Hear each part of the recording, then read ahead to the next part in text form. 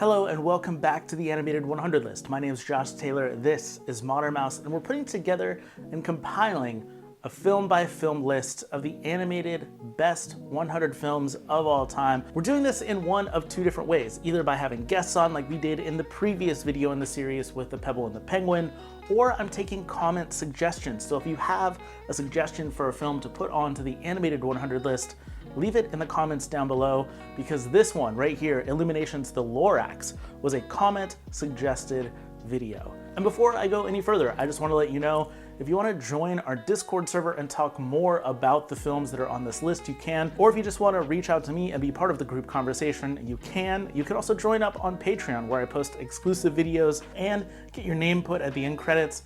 Please join over there. It's $5 a month and it does really help me out. If you've not watched one of the Animated 100 videos before, I rank these films between 0 and 50 points based on 5 different categories. Those categories are animation, story, characters, the sound and music from a film, and the cultural and historical impact that these films have on humanity, the world, the art form, etc. All right, so The Lorax. This was a first-time viewing of the 2012 version for me. I grew up watching the original 1970s TV special. I grew up with the book, and I always felt like The Lorax was Dr. Seuss's most important work. Maybe The Cat in the Hat or The Grinch Who Stole Christmas were his most celebrated and most popular works, but this was his most important. And so much so that Illumination, after making their first Dr. Seuss film, Horton Hears a Who, Dr. Seuss's widow came in and suggested that they make The Lorax next, and that's what they decided to do. But I have hefty expectations for this story, and I knew that there would be political, environmental type of talk in this film. I just didn't know where it would go. And so I walked into this film having a lot of thoughts about the film already, and already kind of prejudging it. But before I talk about the story, because I think that there is a lot to talk about there, I want to talk about the animation of this film. If you've ever seen an Illumination film, you kind of understand the style of their animation, and it doesn't change here. There's nothing really new to see here. All of the human characters look really similar to the characters that are in Despicable Me. They have that same kind of facial style, the same movements, the same kind of lankiness if they're skinny, the same kind of bulbousness if they're fat. That's fine, it just wasn't overly impressive, especially at the start of this film in Thneedville, when you're just meeting all of the humans. And Thneedville in and of itself just doesn't feel that colorful, that pastel, that kind of Dr. Seuss vibe to it. It just doesn't have that. And so, again, going into this film, my initial thoughts on the first 10 minutes of this movie is that it doesn't feel like a Dr. Seuss story. And then I was proven wrong as we move outside of Thneedville and we move into the magical forest, and we start to see how the Onceler visits the truffula trees, and you get to see all of the different characters that come to life. All of the creatures that are not human in this story look great. The truffula trees and all of their colors look amazing. And you really get to see the devastation of cutting down the forest because you see this brightly colored, wonderful place turn into something that's dark and gray and gloomy. The animation here and the color choices and what everything looks like just does feel like it has some weight to it, more so than the 1972 special. And I'm also gonna say that the details here, whether it's the truffula trees and kind of their whimsical nature and how they flow, or in Thneedville, some of the details and textures on places like the wall, and like when you see this moment where Ted actually leaves Thneedville for the first time and he goes through this exit door, you see kind of the scratching of all of the different things there, the wear and tear that is Thneedville. It doesn't feel as perfect on the outskirts of town, away from all of the people. As this movie went on, I loved the animation more and more. Yes, it does still look like Despicable Me, but that's not necessarily a bad thing. So out of all of the scores that I could have given animation, I'm giving it a 7. In terms of story, there's a lot to talk about here. Again, I don't feel like the things going on in Thneedville are that important or that great. The movie doesn't really feel like it picks up for me until you get to the Onceler and he starts talking about how he got to the forest and what happened to the forest. The romantic idea, relationship between Ted and Audrey feels kind of thrown in. I understand the reasoning for it, but it just doesn't feel necessary to tell this story.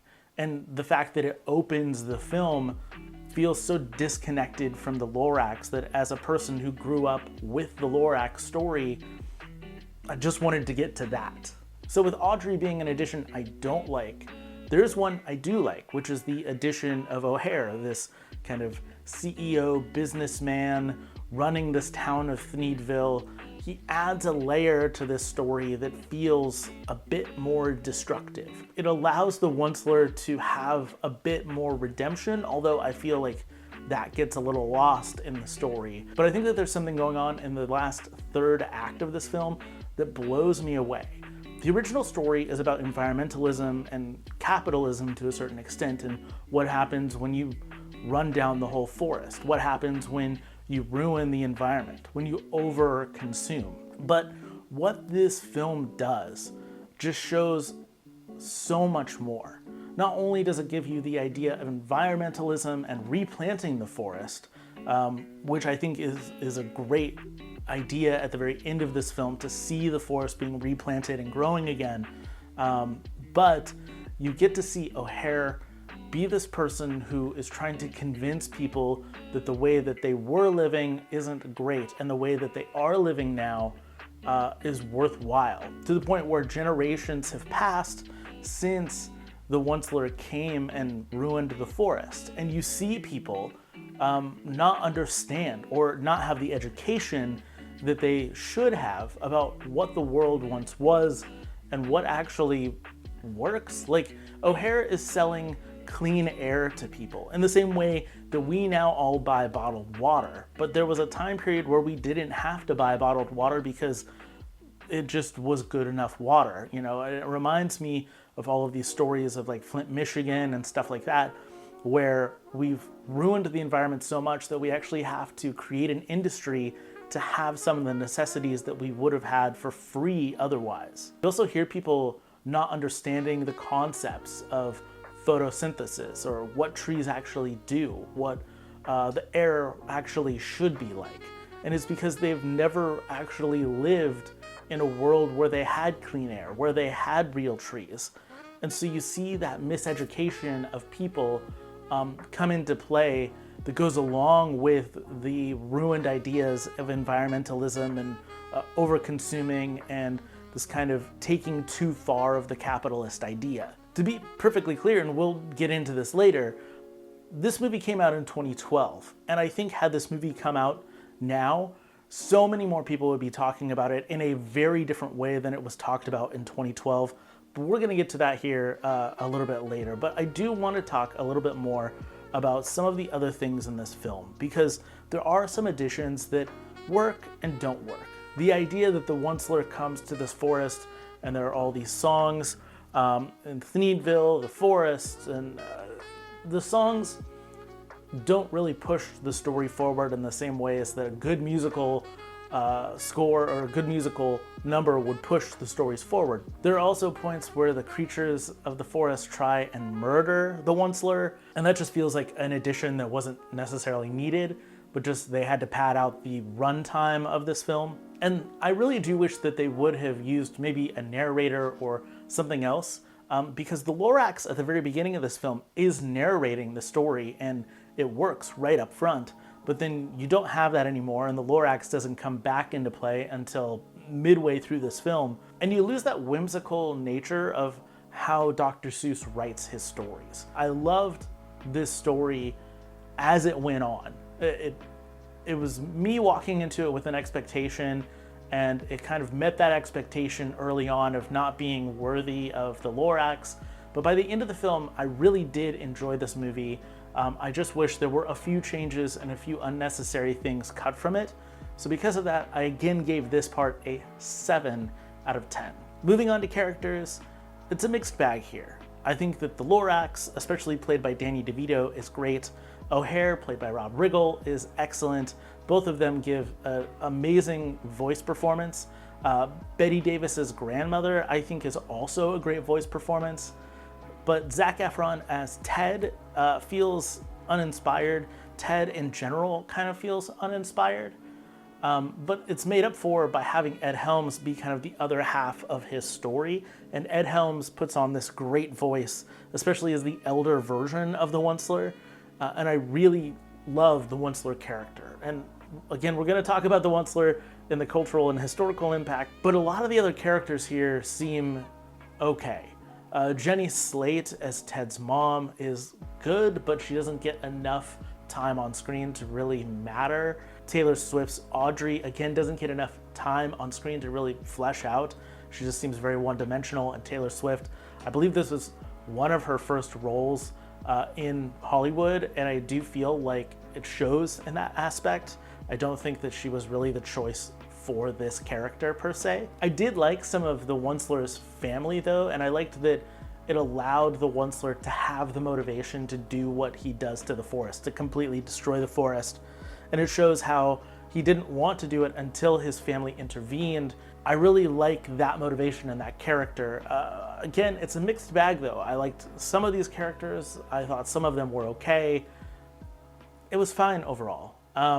There weren't any characters that I outright hated in this film, and so for that aspect, I'm giving it a 6.5 out of 10 here. As far as the sound and music, I don't think that there's a lot to really talk about in this category. There are songs, but they're very forgettable. Similar to the Pebble and the Penguin like we talked about last time, I feel like the songs even in the Pebble and the Penguin were more memorable than this one, but this doesn't feel like a soundtrack I'd ever listened to. The score is fine, it functions, nothing memorable comes from it, and the sound design works to an extent. I feel like there's a great mix of realistic sounds as well as cartoonish sounds, and you never get distracted by them, but nothing ever really stands out as mesmerizing and wonderful, right? Like, especially in the world of Dr. Seuss, you could have made so much of the machinery cutting down the trees, or the way that the truffle of trees blew in the wind or whatever, sound so much more magical and fun and whimsical. If you watch this movie without any sound, without any music at all, it was just the characters talking and the visuals, I think that you would have the exact same experience. And so I'm going right down the middle on this. I don't think that it's a bad experience. I don't think that it's a good experience. I just think that it is a part of the film. So I'm giving it a 5 out of 10. And lastly, I want to talk about the cultural and historical impact of 2012's The Lorax. This film could have been so much bigger than it is. It also could have been so much more conversational and maybe confrontational than it actually is. And I think that so many people skipped over this movie back in 2012, and so many people weren't thinking in the same ways that they are now. I think if this movie came out now, or even if it came out a few years after 2012, it would have been labeled woke, it would have been all over Twitter, all over the internet, been banned by so many, quote unquote, banned by so many people. And in a way that might have been good for it because the right people would have watched it and gotten the right lessons from it. But I don't think enough people watched this version of it because they saw the 1972 version and were like, yeah, it's about environmentalism, duh, we're moving on. And it is, but it is also adding so much more to the story. I can't help but think about the world we live in now, about how billionaires look down on us. You know, in fact, in this story, which I think is a perfect kind of addition to the story, where O'Hare is up in a blimp that looks down on the rest of the people. I think the surveillance cameras everywhere and being able to see O'Hare knows where everyone is at all times. The surveillance of people was a great addition to this story about how a billionaire class could run this town and keep everybody in check. There was so much here that I wish this movie got more recognition than it did. The only recognition that it did get at the time, and what it has kind of become, unfortunately, is this kind of meme culture around the Lorax, especially as he leaves the Onceler, picks himself up by the backside and leaves. And then at the time, huge Tumblr side where people were in love with the Onceler. The things that I wish people were to take away from this film, they didn't. And instead there was like this rising of girls on Tumblr falling in love with the Onceler and people cosplaying as the Onceler, and this memification of the Lorax, when there was something really important and great here. Of course, I think that WALL-E a few years prior to this does something very similar and at a very high level. But this movie, I feel like, had something, and I don't know if the marketing of it dropped the ball, if people as an audience dropped the ball, what the case might have been here. But that message didn't get across to a larger audience. And so because of that, because it feels like the wrong things were taken away from this film, and the thing that could have been taken away from this film just feels like it never happened, it never existed, I'm giving it a 2, which is really low, and I feel bad for saying that. So with everything added together, a total of 27.5 for this hour and 35-minute film. That means that it's ending up ranking pretty much right in the middle of our list currently. And again, if you want to have a movie added to the list, leave your comments down below. For the next video, I'm really excited to bring on another guest, and we're going to talk about one of his favorite films. I'm bringing on Matt Danner, who you might know as the Emmy award-winning voice of Kermit the Frog on Muppet Babies. Yeah, I got Kermit the Frog on the show to talk about animation. He's also a producer and writer and director behind shows like The Legend of the Three Caballeros, the Looney Tunes show, Shaolin Showdown, so much more. Gravity Falls, one of my favorite shows of all time. So that being said, we're having him on next time, and we're going to be talking about his favorite, of course, a classic, 1940s Walt Disney's Pinocchio. In the meantime, join the Discord, join the conversation in the comments below, over on the Discord. Keep everything going about the Lorax. I want to talk more about the Lorax, and I'll see you in 2 weeks, where hopefully we'll continue to knock Chicken Little off the list.